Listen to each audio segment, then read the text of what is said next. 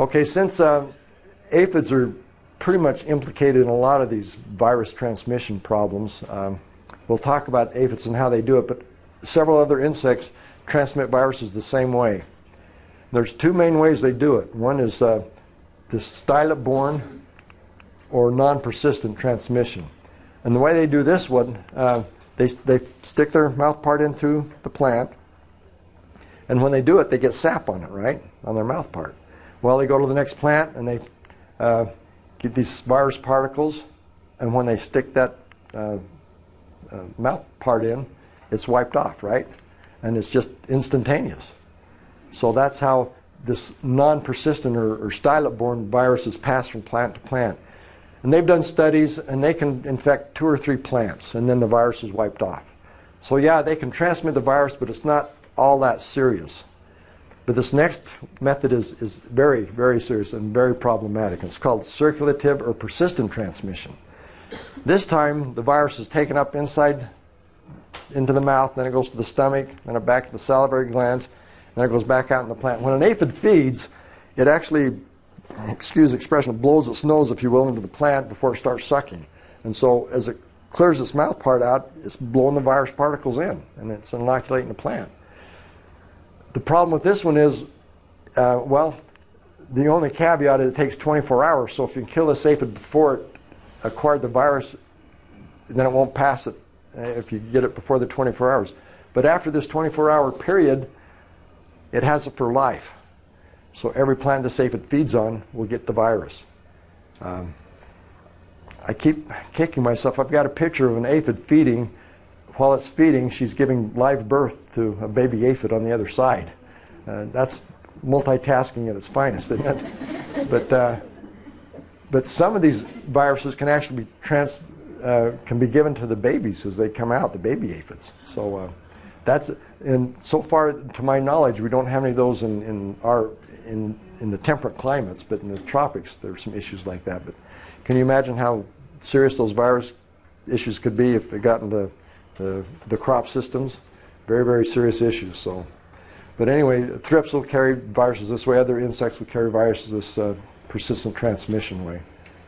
So that's how the viruses are passed around. These guys will overwinter. The green peach aphid especially overwinters and carries several different viruses. And they overwinter as adults. And that's how the virus overwinters and is carried from year to year. One of the ways, there's others. Okay, this is a mosaic virus, and this is an example of a virus caused by the stylet-borne or the non-persistent transmission. This is a potato mosaic virus. You see the yellow part here? That's the virus. This yellow part's virus. See this green? There's no virus in there. And why it only attacks certain parts of the leaf and other parts, we don't know. But this is fairly common in your landscape. If you go out and really look closely, you'll see some of these mosaic viruses in your plants. They don't cause a lot of damage in landscape plants. In cropping systems, they can cause some yield losses and so forth. But that's the non-persistent. Here's one that's persistently carried. Once the aphid has it for life. It's called PLRV, potato leaf roll virus. The leaves get all crinkly and rolled up like this. And that's the potato. Anybody ever cut into a potato and seen that inside? Every once in a while you'll see it. That's what the virus looks like in the tuber. It's perfectly fine to eat, but not too many people want to.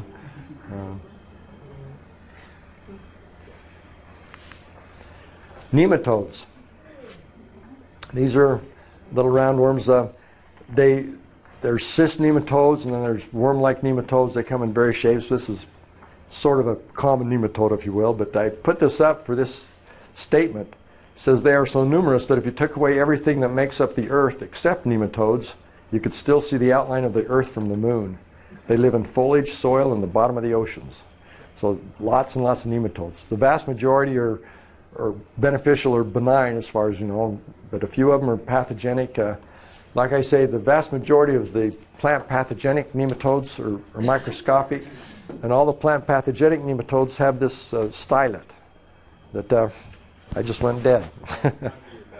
Oh, okay. So, like I say, most of the plant pathogenic ones, microscopic. There's one that's 39 feet long, and that attacks whales in the ocean. So, fascinating group of organisms.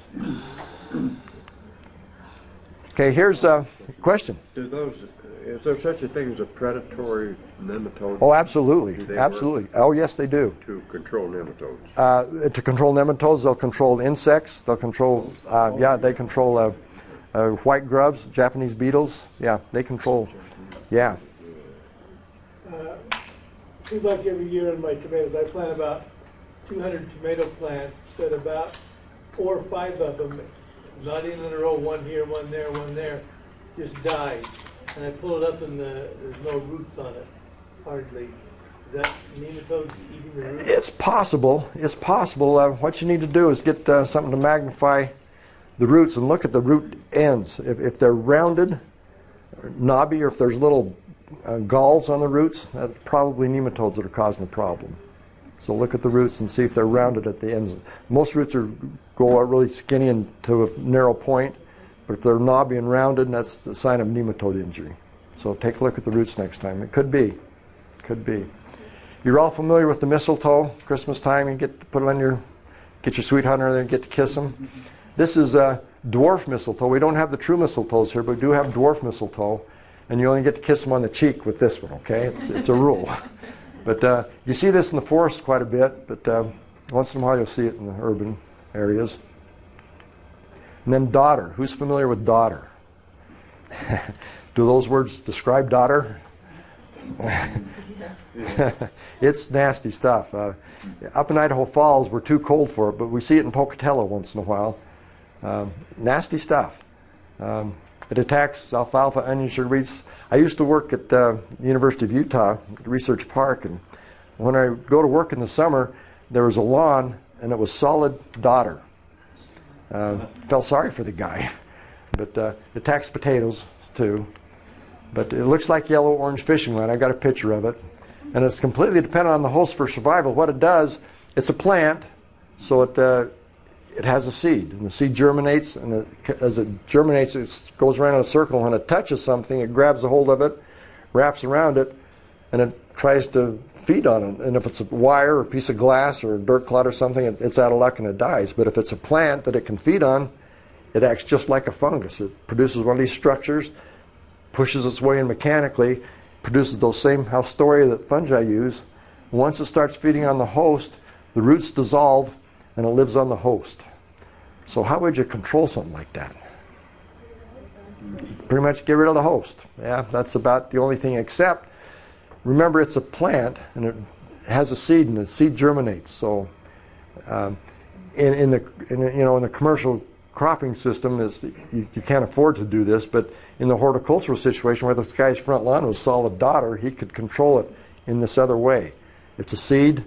So the seed germinates. How do you control germinating seeds? You could cover it so that it gets no light. Okay, that could work. You would crabgrass put a Pre-emergent, yeah. Pre-emergent. Use a pre-emergent. So he could put pre-emergent on his lawn and kill the seeds as they came up and claim his lawn back from that daughter. Is morning glory anything like this? No, no.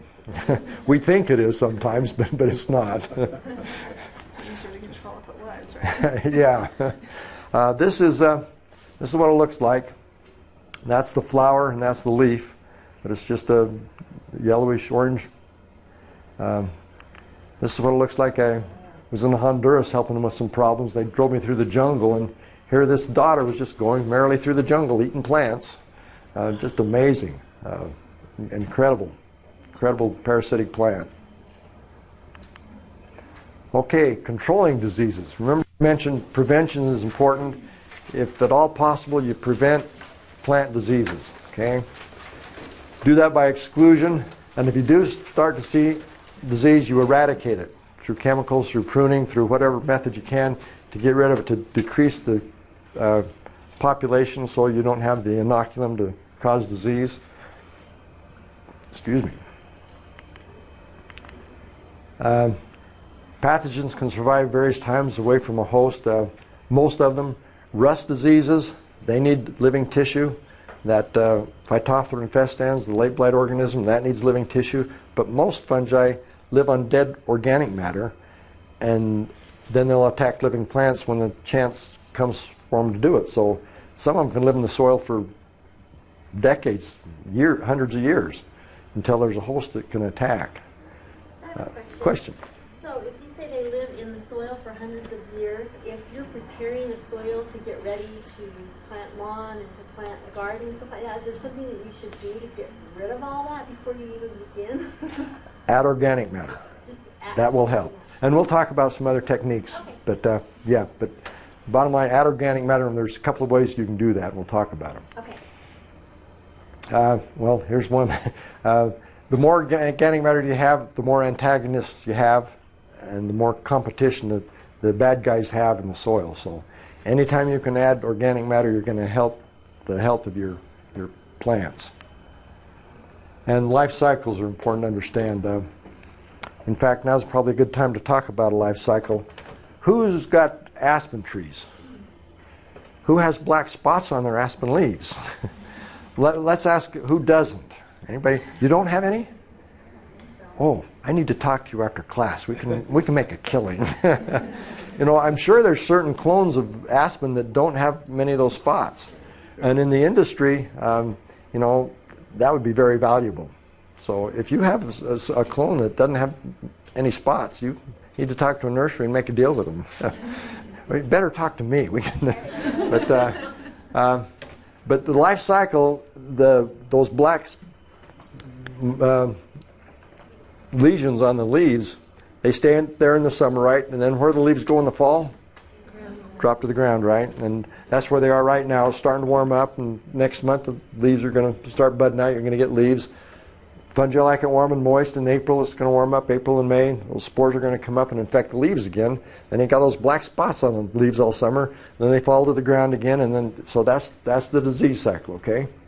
So wait, how are they getting back on? They live in the dead leaves because they live in dead organic matter also. When it warms up, the spores come up and float up, and the wind picks them up through the air, and they get on the leaves and attack. So how are you going to control that disease? Knowing that life cycle. Rake up the leaves. And does it work? Theoretically, absolutely. I mean, you look at the disease triangle. What are you doing? The pathogen, you're removing the pathogen, right? So if you remove the pathogen, you've just got two sides and you don't have a disease.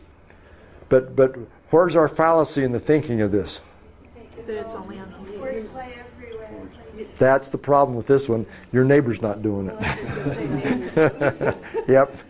But even if your neighbors did do it, how close are we to the mountains here? And it's in the mountains too. So this particular disease, yeah, theoretically that would work, but in practice there's just too much of it around, so it doesn't work too well. But we'll talk about a disease where that does work very well in your garden. So I'll do my clicker. So that's the life cycle. Very important to understand these life cycles. Fungi like it warm and moist, so the vast majority of problems you're going to have with fungal diseases is in the spring and early summer when we get the early rains and there's still moisture in the soil and so forth. But what happens in July here? It gets hot, it gets dry. So fungi don't like that. And the vast majority of fungal problems you won't have, except there's one fungus we're going to talk about, the cedar apple rust, that you're supposed to spray in the middle of July. And powdery mildew will sometimes be an issue, but we trigger that because of the way we water and so forth. But yeah, so there are certain fungi you do have problems with even in the heat of the summer, but important to understand that. Okay, controlling diseases. Two main methods. We've got cultural and chemical. This was in Bolivia. How'd you like that view all day long? But a lot of people still use a lot of cultural methodology. They use a lot of chemicals in Bolivia also, but we tend to go with the chemical approach. The average homeowner, you know, if you got a problem, you spray and control it. But two main methods, and we're going to talk briefly about them. We've talked about most of these cultural methods already. We'll go through it quickly. We talked about resistant varieties, the easiest way. Can you plant peas now? Now's a good time to plant peas down here. Of course, up north, the ground's still frozen, but you can probably get away with planting peas here. It might be a little early, but But can you plant corn now? Beans? Well, you could, but yeah, they're going to rot in the ground. Rotate. Have you talked about rotation? Control diseases. You don't. If you plant potatoes here one year and then you plant tomatoes the next year and you plant eggplant the next year, they're all three in the same family. So you're going to increase the diseases that attack that family.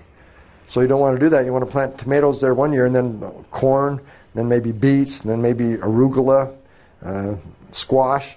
You want to rotate at least 3 years in your garden, okay? At least 3 years. We talked about removing the inoculum, so forth. Health of plants, very important. Plant varieties adapted to the area. You know, this is zone what? Zone 5? You don't want to plant zone 7 plants here. Common sense things. Start with healthy plants. We talked about healthy plants. Buy certified seeds, certified virus-free stuff. If your raspberry patch is going down and your neighbor's got a bunch of runners, raspberry runners, do you get them from your neighbor? No. They probably got the same problems yours does, so buy certified stock and start with the good stuff. Avoid varieties sensitive to problems. Who has silver maple trees? Anybody? Grow silver maple in their yard? They're beautiful trees, and if you're lucky, you can find a spot where they can handle it, but our pH is just too alkaline for them. They can't get the iron they need. And my house, my pH is 8.4. I'm just amazed that anything grows. but it does somehow. But if I planted a silver maple, it'll last maybe 1 year up in that. So, you know, avoid varieties that are sensitive to the issues that we have in the area, common sense. You want to plant varieties with resistance. Again, if you go to the store, you get a seed packet, and there's a tomato variety that's got a V on the seed packet. What does that V mean? Verticillium resistant. And the N? Nematode resistant. And the F? Fusarium resistance. Sometimes you'll see an S, stands for stemphillium resistance. In your area, probably just need to worry about verticillium. I don't know, do you have these other fusarium problems? Do you? Okay, so you want to work for that. We don't have that issue in Idaho, so. And probably a little nematode issues down here. Not a lot, but probably. Okay. But yeah, that's what those letters mean, and that's the easiest way to control a problem, plant a resistant variety. Solarization, you can do solarization here. I can't do it in Idaho Falls. You can get away with it here. Anybody know what solarization is? You know, I had a chance to go to Egypt to help them with some problems, and they had these plastic all around. What they do there, they're close enough to the equator, they'll plant tomatoes, they take the tomato crop out, they spread the clear plastic over the soil for 6 weeks, they take the plastic off, they plant tomatoes again. What did I just tell you about crop rotation? 3 years. Yet they do it in 6 weeks. And what they do, that plastic going over that soil, they're hot enough there that they're actually pasteurizing the soil. And the solarization, it'll kill your bad guys like the fusariums and the verticilliums, pythiums, and the rhizoctonias. It kills them, but it leaves the good guys. For some reason, the good guys survive the solarization process, the trichodermas and your bacilli and so forth. I don't know why. I guess somebody does, but. How deep does those pathogens live, and how do they get? I mean, are they killing? They can't get that heat to go that far down in the ground. Remember that slide I said that if you have just a little inoculum, you don't have much disease problem. So what they're doing, they're killing a lot of the inoculum. They're not killing it all, but they're killing a lot of it, and sufficiently. And the good guys are surviving it, so the good guys can take over and keep that disease pressure low. So you're right, they're not killing all of it, but you're suppressing it because you can't get it that deep. Here, you can, if you do it all summer, you can solarize your soil here. Have you tried any solarization at all? Oh, I haven't had it easy personally, but yeah, we pretty much need to leave it on more for the summer. Yeah, it has to be most of summer here to get hot enough. Get that 160 under there. Yeah, we did studies in Twin Falls, and some years it works and some years it doesn't in Twin Falls. Boise, it works. Idaho Falls, it has to be a really hot summer. But what we did, we took clear plastic, clear plus black plastic, and then black plastic, and then the check. The clear plastic, head and shoulders above all the others. Then the clear plus black plastic did some good, and then black plastic did a little good, and then of course the check. So if you want to solarize, you want to do the clear plastic, because that's the greenhouse that lets the heat the heat go through, and the soil absorbs it. The black plastic has to be in contact with soil and has to go through contact and a lot slower. So solarization can work for you guys. Would that work if you took out a tree and you wanted to put another tree there that was having issues? Probably not, depending on the issues. It could, but depending on the issues. The roots go out, and the roots are probably having issues further out.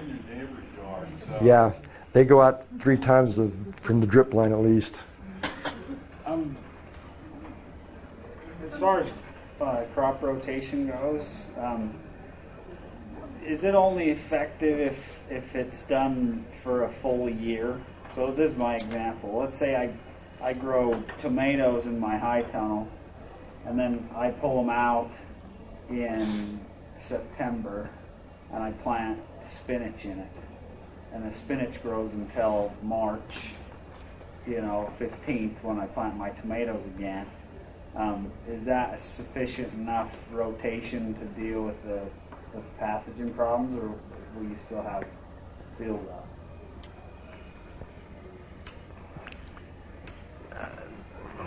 That's a hard question to answer. I don't know.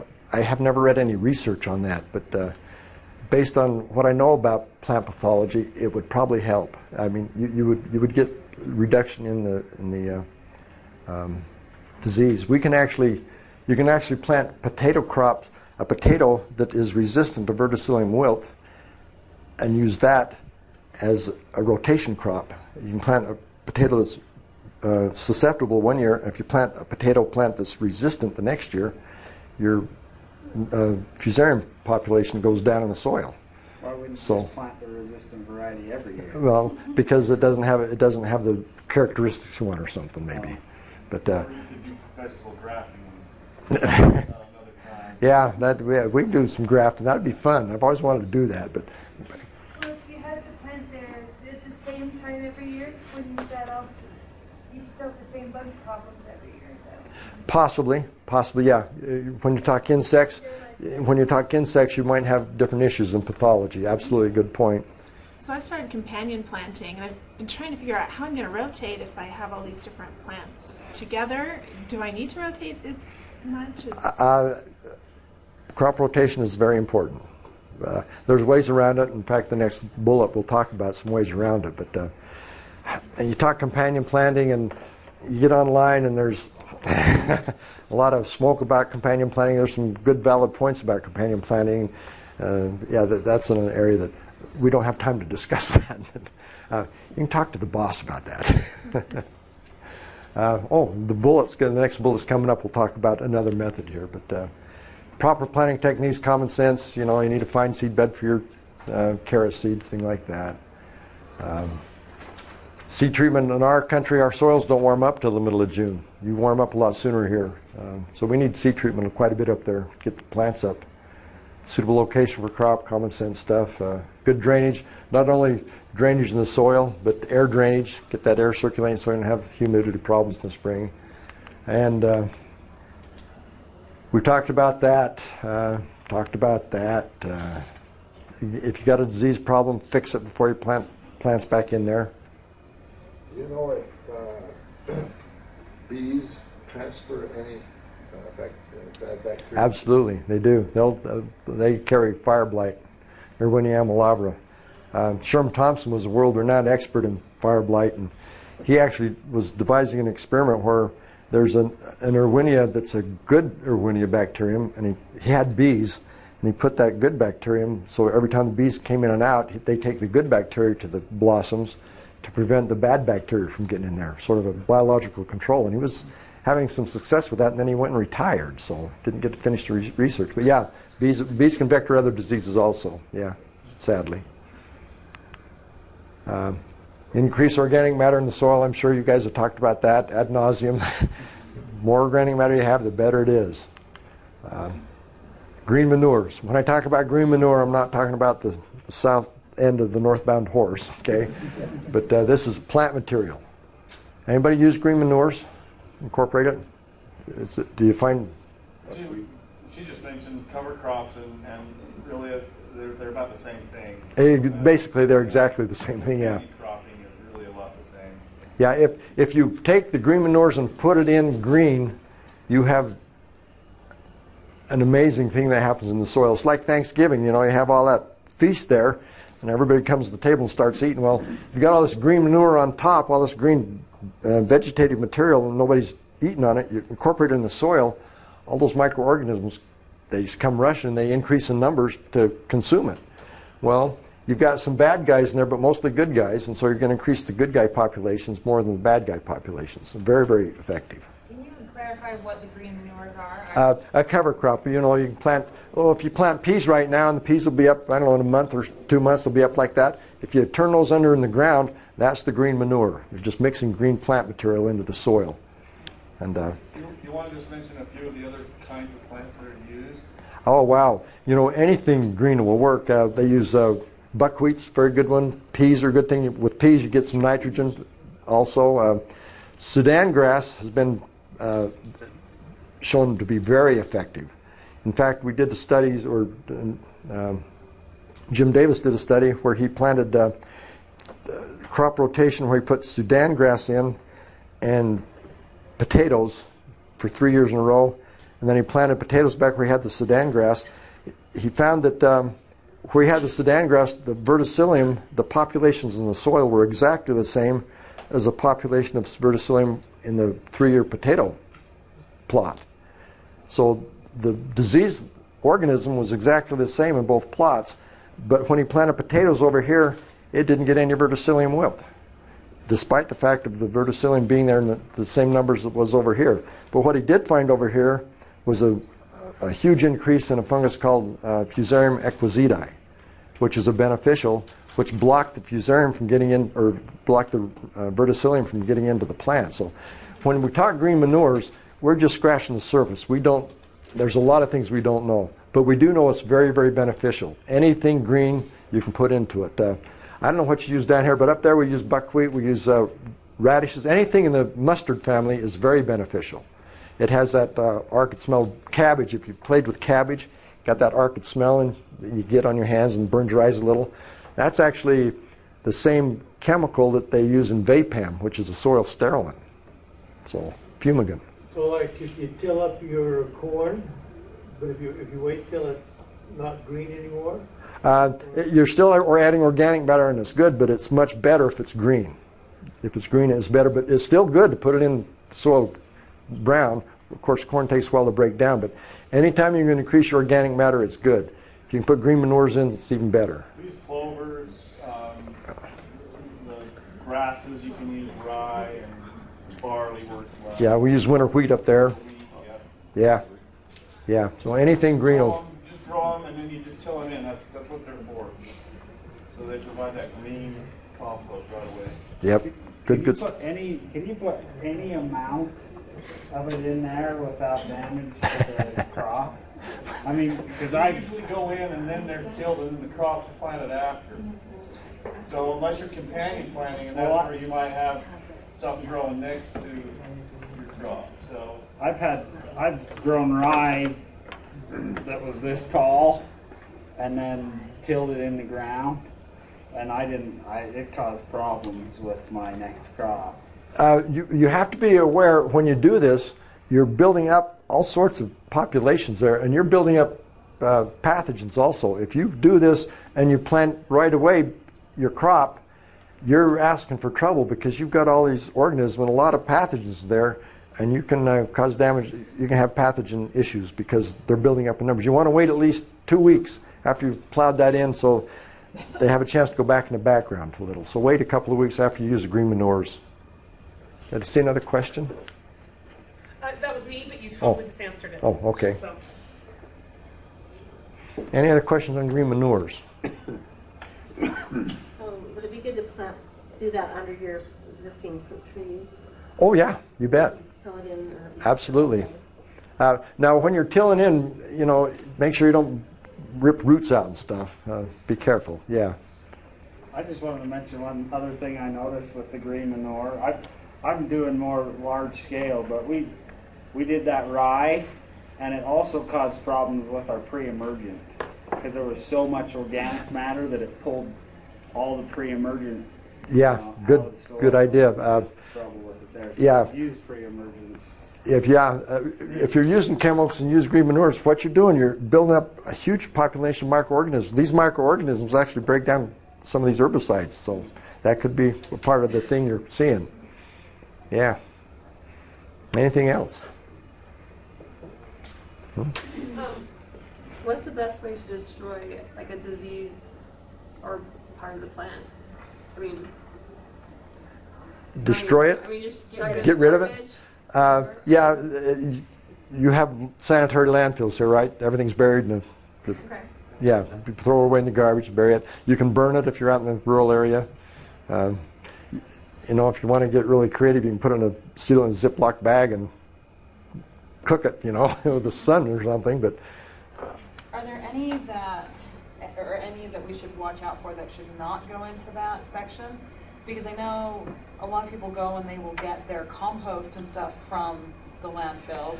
So how do you know? yeah, if it's disease material, you put it in your garbage can and let them take it in the garbage can and bury it. So they don't sort. They dump the garbage and it never ends up in the composted stuff. I assume, I don't know how they work it here. They don't sort that. I wouldn't think they'd sort it. I think our green waste ends up in the compost. Ah. So if your neighbor puts, Yeah, have you had the composting lecture? Composting, you know, if you get your compost up to 150 degrees, you will kill all pathogens except for the tobacco mosaic virus. But the homeowners don't get it, and I don't know how efficient they are composting it commercially over here. But if they're really good, it'll destroy it, but they got to be really good. I don't recommend it for homeowners. If you put like limestone and sulfur in your soil, does that help control the diseases in it? Does it kill them? I would not recommend putting limestone in your soil. Not here. Sulfur wouldn't hurt to put sulfur in. That'll help the pH a little, but our soils are so high in sulfur up there. I don't know why you get. Will that kill diseases in your soil? Probably not. It does on foliar. It's good foliar fungicide, but in the soil, there's too much other things going on, and that would do too much good in the soil.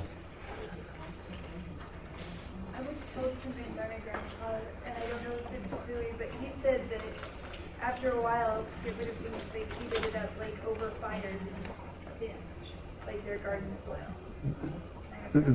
What they're doing, they're heating the garden soil. Yeah, they're pasteurizing it. They're killing everything. They're sterilizing it probably. If they could put it over a fire, yeah. So you got sterile soil you're working with. Be my guess if it gets hot enough. Okay, chemical control, timing, method, and selection are important. We'll flip through this. Pretty common sense. Needs to be there before infection. If the spore lands, infects the leaf, and I come the next day and spray it, am I going to kill the disease? Probably not. We'll talk about an exception, but mostly protective only. Need to understand the life cycle again. You got to get before the spore gets there. Common sense. Plants continue to grow, so if you spray it, 2 weeks later it's going to have new leaves on it, and they won't be protected. Keep that in mind. Of course, if it rains, you might wash it off if it's still wet. The method's important. Again, human nature, if a little is good, more is better. That's not true. Again, mostly protective in nature. If this is the sun shining on this leaf, where's the most humid part of that leaf? Underneath. So if you're using fungicides, make sure you get underneath the leaves. Okay, you want to use a fungicide instead of an insecticide to control a fungus. Common sense. Like I say, most of them are protective, but some have a kickback property. It's called translaminar. Spray it on the top, and you don't need to worry about spraying the bottom because it goes from the top to the bottom of the leaf, and it goes through the leaf. When we have a late blight infection problem up there, it's such a dangerous disease that as soon as it's spotted, everybody starts spraying. Well, we've got so many potatoes up there that we don't have enough airplanes, we don't have enough ground rigs to get all those chemicals on in a day. So those that don't have the means to do it, they have to wait 2 or 3 days before they can spray their crop. They have to go to these that have this curative property that goes through the leaf. They have 3-day window They can spray it on top and it'll go through and kill the disease. So they're more expensive, but there are a few of those out there. Fumigants, we can't get them anymore. And categorized as dust sprays, you know, if you go down and buy a dust, don't expect to put it in your canister and spray it on your plants with water, okay? Common sense kind of things.